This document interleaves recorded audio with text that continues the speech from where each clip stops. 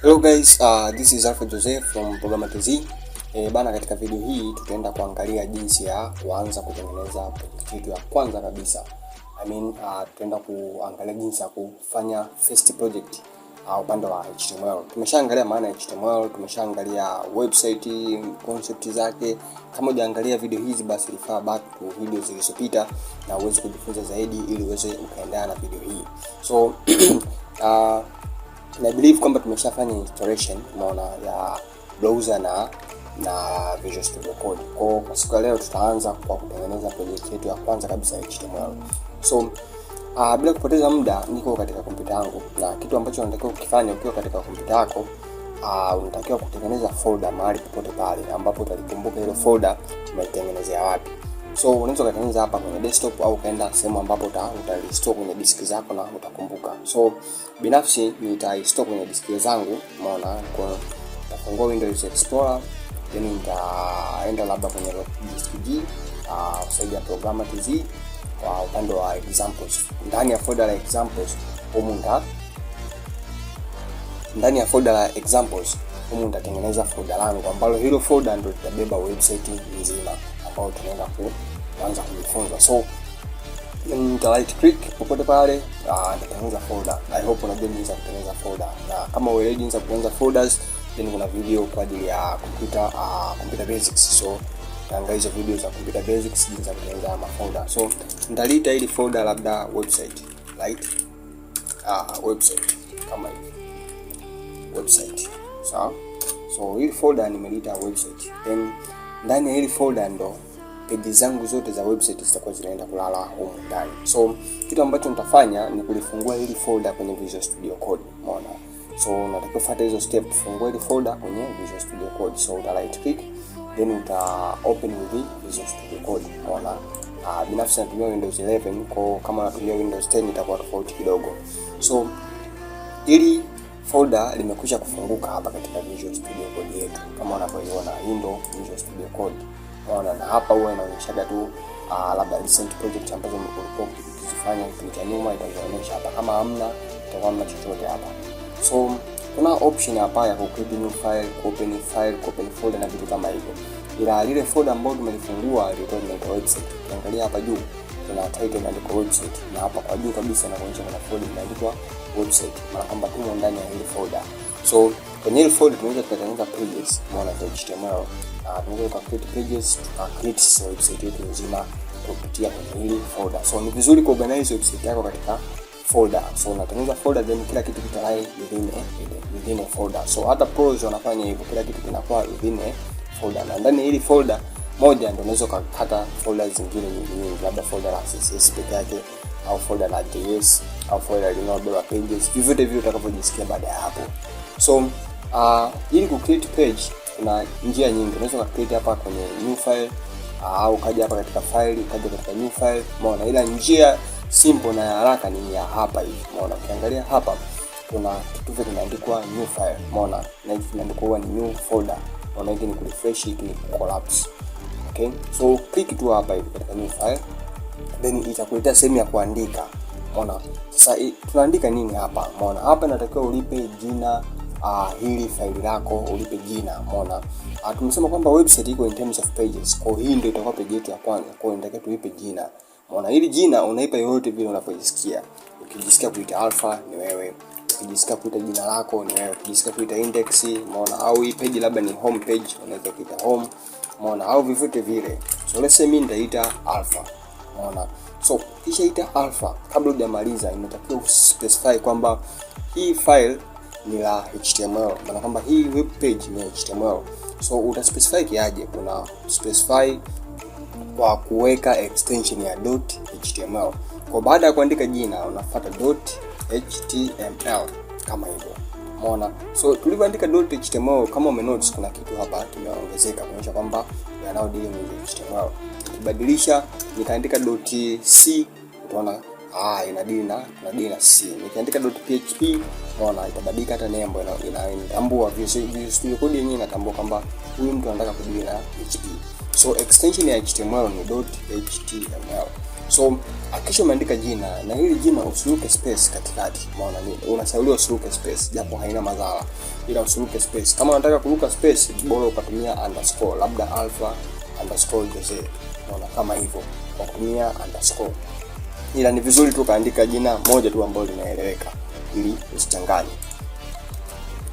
So ukisha kumaliza, piga enter kama hivyo. Kwa ukipiga enter, ile file itajitengeneza hapa ya HTML na itakuletea sehemu ya kuandika source code zako. So hii get started unaweza kai-cancel kama hivyo, na itabaki hii file peke yake. So kitu ambacho unatakiwa kufanya hapa, tayari tumeshatengeneza page yetu, ila hii page ipo tupu. Umeona haina chochote. Kwa tunaweza tukaview pia kwenye browser. So nikirudi kwenye minimize, nikarudi kwenye folder langu ndani, nikifungua nitaikuta ile page ambayo nimeitengeneza. Ila ukiangalia hii page ina kama extension ina kama favicon au icon kama cha Firefox, kama unavyoona hapa inafanana Firefox. Maana kwamba imetambua kwamba hii inakuwa open na nini na browser. Kwa itachukua icon cha browser ambayo ni default kwenye kompyuta yako. Kwa mfano mimi nimemweka Firefox kwa default browser. Kwa niki double click hapa nikafungua, itafunguka katika Firefox.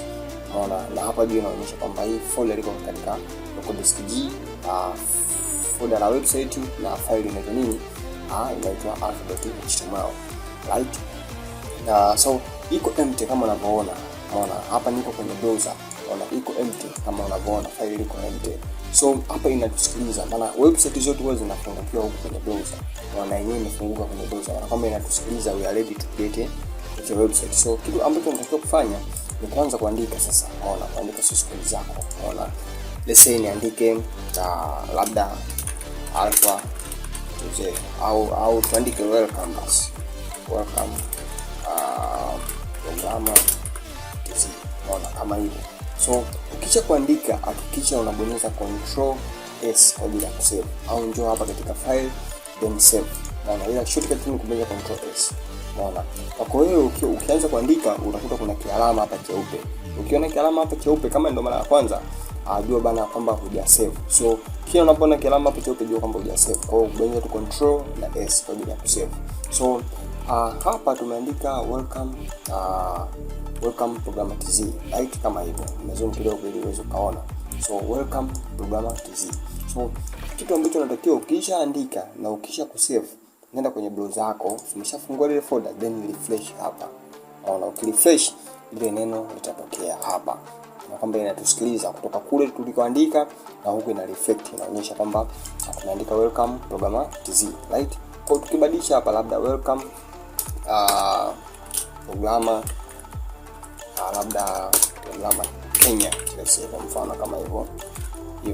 Umeona? So nikija huku nikiangalia haijabadilika. Kwa natakiwa ni refresh itaonyesha kama hivyo. Ila hakikisha umesave huku. So ukisha kusave then refresh kama hivyo.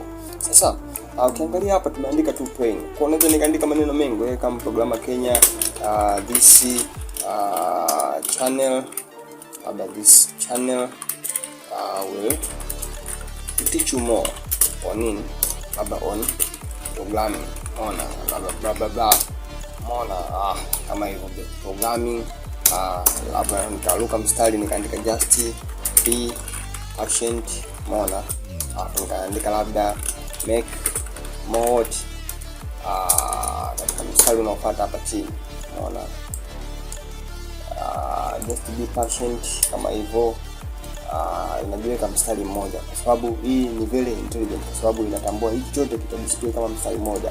Hata nikikatakata kama hivi, nikakata nikatenganisha, then itaiformat, itarudisha katika mstari mmoja, na kwamba hiki hakiko ndani ya tags, ndio maana kina display kama mstari mmoja. Nikija huku nikirefresh, utaona chote kiko katika mstari mmoja.